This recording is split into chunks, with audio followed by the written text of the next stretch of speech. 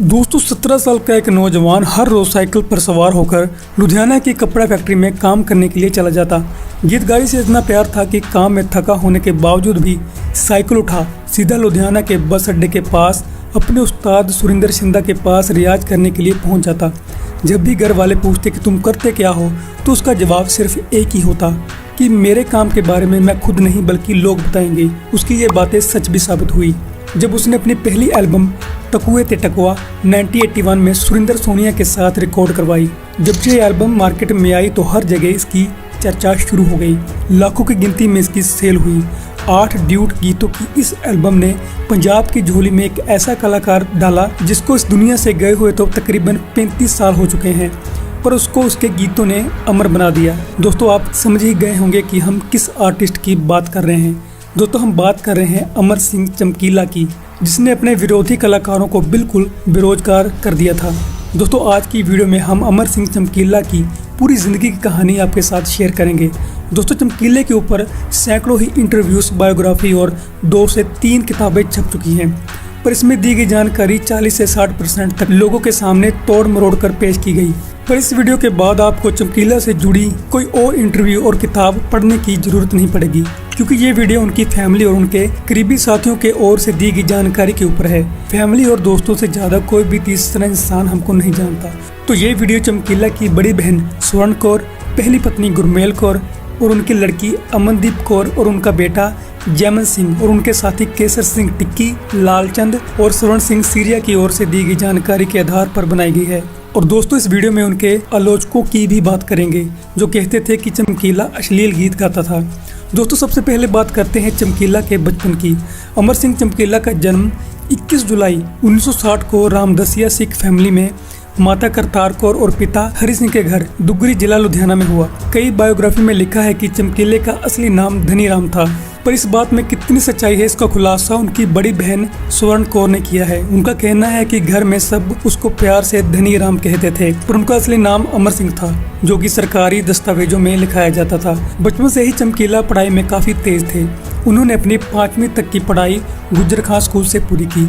घर के हालात अच्छे ना होने के कारण उनको अपनी पढ़ाई बीच में छोड़नी पड़ी। पढ़ाई को छोड़ वो लुधियाना के कपड़ा फैक्ट्री में काम करने लगे। तो यहाँ पर हम आपको स्पष्ट कर दें कि चमकीला एक मध्य वर्गीय परिवार से आते थे, पर कई इंटरव्यूज़ में ये दावा किया जाता है कि उनके घर के हालात बहुत ख़राब थे, पर यह सब अफवाहें हैं। चमकीला अपने 5 भाई बहनों में सबसे लाडला था। उनकी 2 बड़ी बहनें स्वर्ण कौर और चरण कौर और 2 छोटे भाई लश्कर सिंह और अवतार सिंह तारी थे।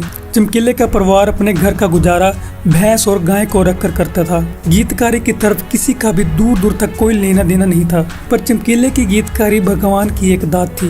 जब वो 16 साल का था तो उन्होंने ढोलक और हारमोनियम को सीखना शुरू कर दिया था।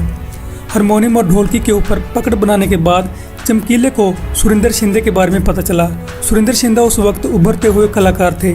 जब चमकीला लगभग 17 या 18 साल का था तो वो सुरिंदर शिंदा को साइकिल पर मिलने गया। सुरिंदर शिंदे ने जब चमकीले की ढोलकी और हारमोनियम बजाने की कला देखी तो बहुत खुश हुए, और इस तरह सुरिंदर शिंदे ने चमकीले को अपने पास ही रख लिया। और सुरिंदर शिंदे ने खुद एक इंटरव्यू में बताया कि चमकीला लगातार 1 साल तक उनका सेक्रेटरी रहा, जिसको आजकल हम मैनेजर भी बोल देते हैं। दोस्तों चमकीला सुरिंदर शिंदे से गीतकारी की बारीकियों को सीखता गया और धीरे धीरे सुरिंदर शिंदा ने चमकीले को अपने हर एक अखाड़े में एक गीत गाने का मौका भी देता रहा, और इन सब के बदले उस वक्त चमकीले को 100 रुपये मिलते थे। पहली शादी और बच्चे। दोस्तों इस समय के दौरान चमकीले की शादी नंगल गाँव के पकवाल की गुरमेल कौर के साथ हुई और उनके घर 4 बच्चे हुए, जिनमें 3 लड़कियां और 1 लड़का था। पर थोड़े समय के बाद एक लड़की और एक लड़के की मौत होने के बाद उनके घर सिर्फ 2 लड़कियां ही रह गई, अमनदीप कौर और कमलदीप कौर। पहला लिखा हुआ गीत। दोस्तों चमकीले ने अपने उस्ताद सुरिंदर शिंदे को लिखा अपना एक गीत रिकॉर्ड करने के लिए कहा। पहले तो सुरिंदर शिंदा ने मना कर दिया, पर बाद में रिकॉर्ड करने के लिए मान गए और ये गीत बहुत ज़्यादा हिट साबित हुआ।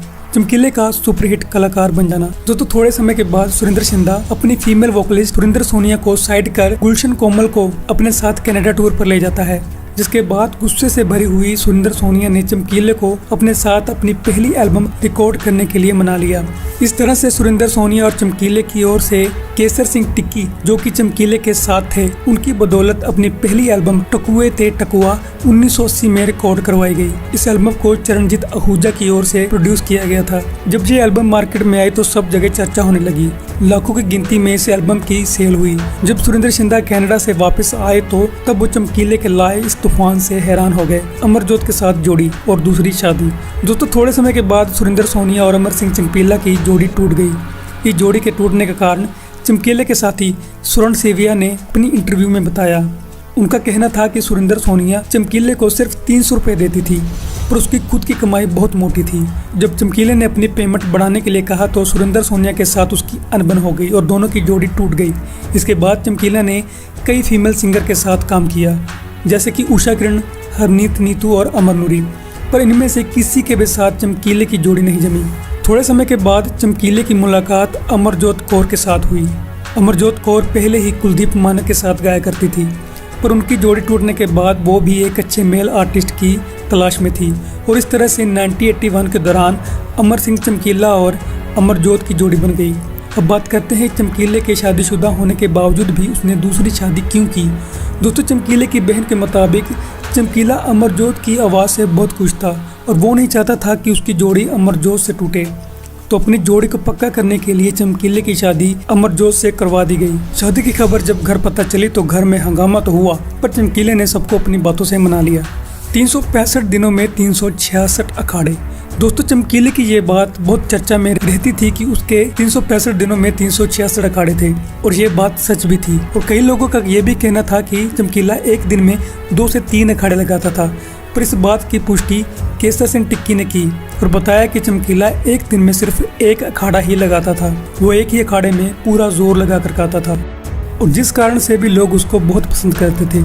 यहाँ तक कि लोग अपनी शादियों की तारीख भी चमकीले की बुकिंग के दिन के हिसाब से रखते थे। उस वक्त की बड़ी फिल्में चमकीले के गीतों की बदौलत ही चलती थी। कि एक एग्जाम्पल है फिल्म पटोला, जिसको चमकीले के गाए एक गीत पहले ललकारे ने फेमस कर दिया। सिखों की तरफ से वार्निंग और चमकीले की माफ़ी।